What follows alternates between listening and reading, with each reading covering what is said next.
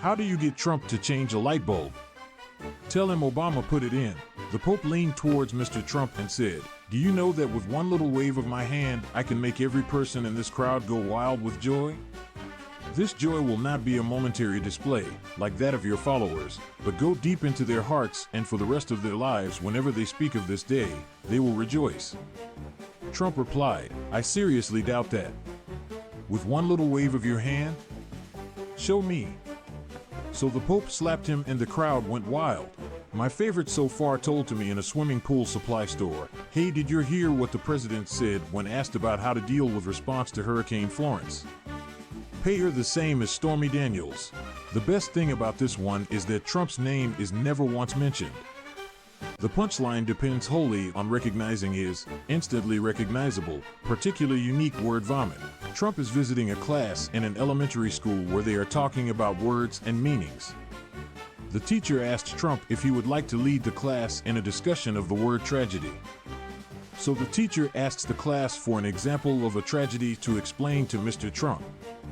One little boy stands up and offers, "If my best friend who lives on a farm is playing in a field and a runaway tractor comes along and knocks him dead, that'd be a tragedy."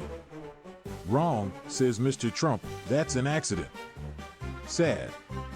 A little girl raises her hand. "If a school bus carrying 50 children drove over a cliff, killing everyone inside, that would be a tragedy." "This failing school is failing," explained the president. "This school is a great loss to America." The room goes silent.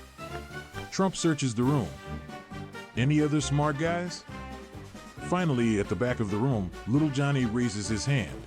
In a quiet voice he says, "If Air Force One, carrying you was struck by a missile and blown to smithereens, that would be a tragedy." "Wrong," exclaimed Mr. Trump. Air Force One is protected by the best, the very best of missile protection. Impossible.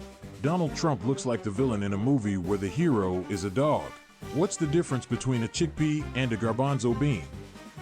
Donald Trump's never had a garbanzo bean on his face. Why do Republicans insist on supporting Trump? Because they believe in taking a baby to full term. Trump's personal library accidentally burned down.